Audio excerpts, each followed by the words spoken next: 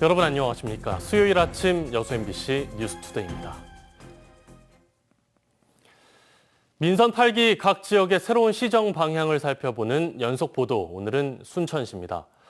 10년 만에 다시 순천시를 이끌게 된 노관규 시장은 정원박람회와 쓰레기 처리 시설, 아파트 난개발 등 여러 현안에 대해 민선 7기와 다른 해법을 제시하며 시정에 큰 변화를 예고했습니다. 문형철 기자입니다. 민선 8기 순천시의 비전은 대한민국 생태수도 인류 순천입니다. 노광규 시장은 도시 재도약의 시작으로 정원박람회 성공 개최를 꼽았습니다. 후보 시절부터 박람회의 주요 콘텐츠와 인적 구성에 전면 재검토가 필요하다고 강조했던 노 시장은 취임과 동시에 조직위원회 본부장 인사 등을 단행하며 변화에 시동을 걸었습니다. 관광객들의 눈높이를 맞추기가 쉽지 않다고 봅니다. 완전히 틀을 바꾸는 그런 모습의 정원을 구상을 하고 있습니다. 민선 7기에 해결하지 못했던 쓰레기 처리 시설과 관련해서는 여수시, 광양시와 연계한 광역 처리 시설 건립을 구상하고 있습니다. 광양망권 지자체들의 공통적인 문제인데다 사업비의 상당 부분을 정부에서 지원받을 수 있기 때문입니다. 다만 취임 초기 급하게 서두르지 않겠다는 게 노 시장의 생각입니다.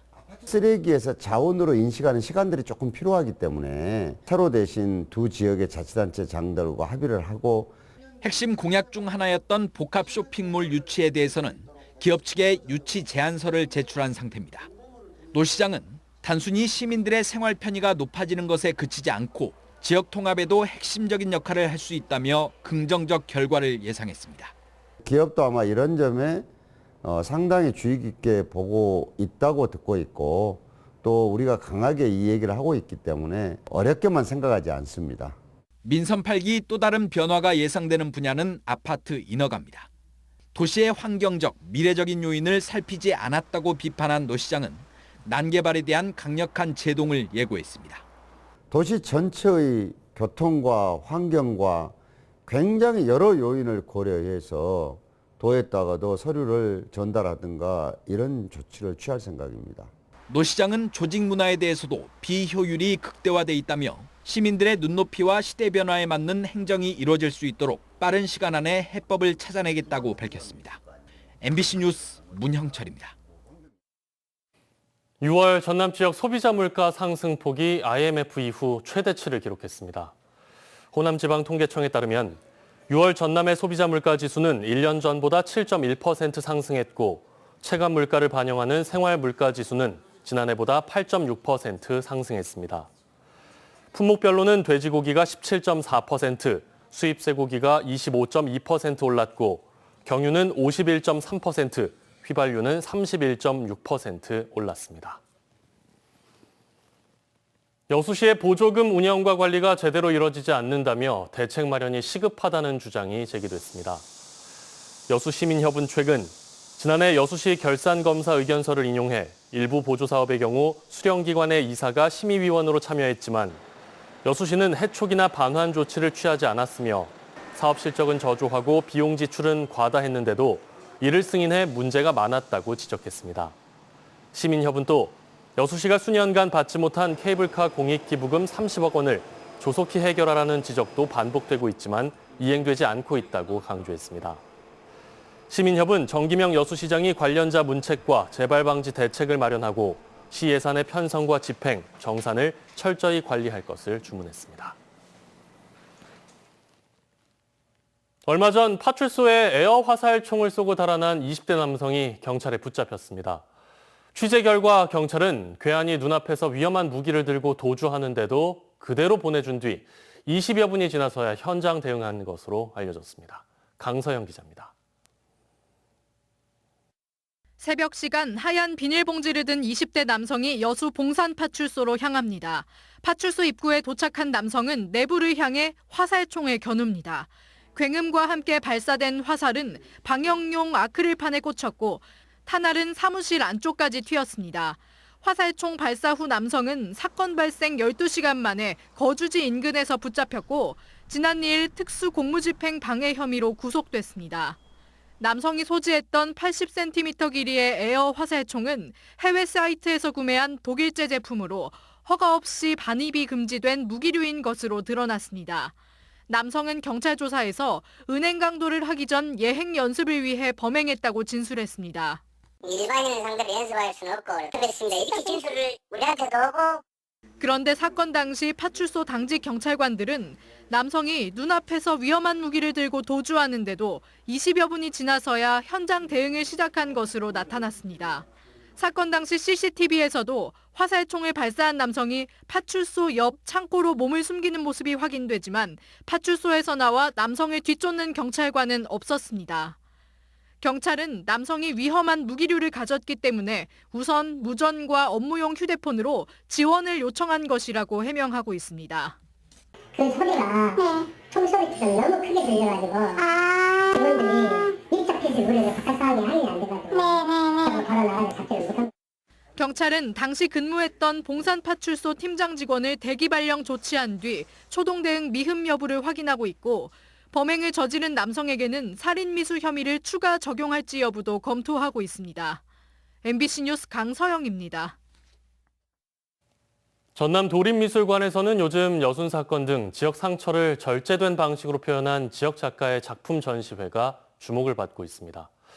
이렇게 전남 도립미술관에는 지역을 기반으로 전국을 아우르는 다양한 기획전들이 연중 개최되면서 호평을 받고 있습니다. 김주희 기자의 보도입니다. 사람의 머리를 회화작품 8점으로 표현한 작품 망각입니다. 정확한 얼굴에 윤곽이 없는 이 작품은 여순 사건 등 지역의 역사 속 상처와 아픔이 상징적으로 담겼습니다. 작품 속 붉은 색채는 빨갱이로 내몰리며 부역자로 낙인됐던 민중의 역사를 형상화했습니다. 전남 도립미술관에서 다시 일어서는 몸이란 주제로 열리고 있는 여수 출신 박지호 작가의 이번 기획전은 지역이 안고 있는 상처를 주제로 한 70여 점의 작품들을 선보이고 있습니다. 여수를 기반으로 왕성한 작품 활동을 하고 있는 박지호 작가의 작품 속에는 여수의 천재화가 손상기 화백의 작가 정신도 담겼습니다. 우리가 가지고 있는 아픔들, 문제들 이런 것들이 손 선생님이 다 작업에서 보여줬었거든요. 이런 부분들이 저에게는 어떤 작업의 길을 만들어주는 어떤 역할을 해주셨죠.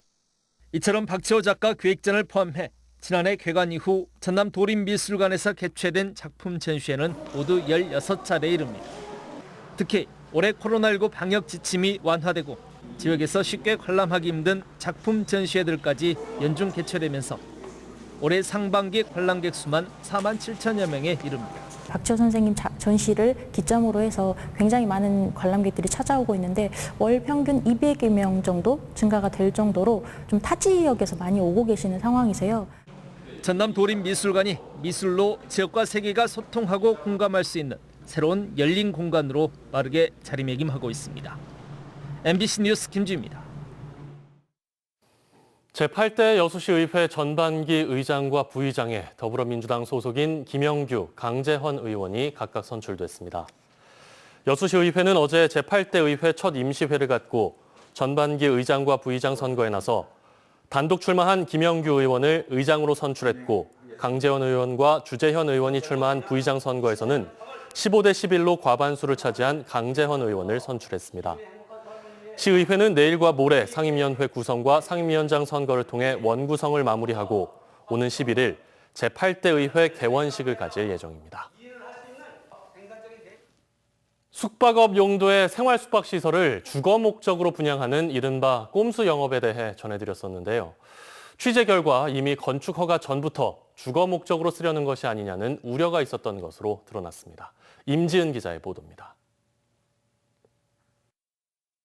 고급 시설을 내세우며 분양을 홍보하는 광주 생활 숙박시설. 아파트나 주택처럼 사용하는 것이 금지된 곳이지만 주거가 가능한 것처럼 꼼수 영업이 이루어집니다. 실제 주거용도로 사실로 맞춰졌고 문제 되실 것도 없고 정식으로 가능하세요. 그런데 이 생활 숙박시설은 지어지기 전부터 주거 목적으로 분양된 것이 아니냐는 전문가들의 지적이 있었던 것으로 확인됐습니다. 건물의 구조나 기능이 적절한지 심의하는 광주시 건축위원회 심의 결과입니다.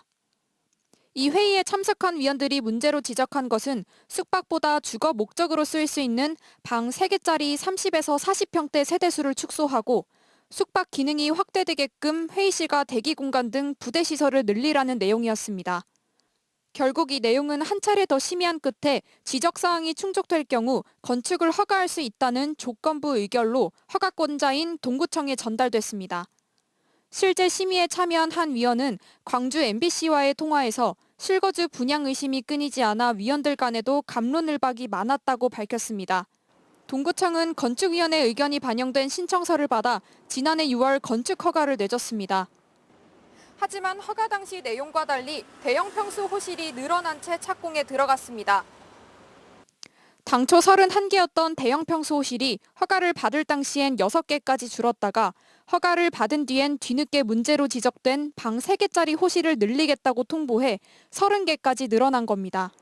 이 신청을 받아들인 동구청은 평형대를 늘리고 줄이는 것은 접수사항이어서 지적할 수 없었다며 법적인 한계를 말합니다. 뭐 따로 견제할 수 있는 수단이 없는 거예요? 범위를 벗어난 다음에 시내 다시 올리지만 그게 아니다 하면 검토해서 합의하는 법적 제한사항이 없어요. 생활 숙박시설 꼼수 영업을 지적했을 때도 공고문에는 문제가 없었다며 현장 단속에 소극적이었던 동구청. 결국 허가부터 단속까지 주거시설로 악용될 수 있도록 손을 놓고 있었다는 지적이 나옵니다. MBC 뉴스 임지은입니다.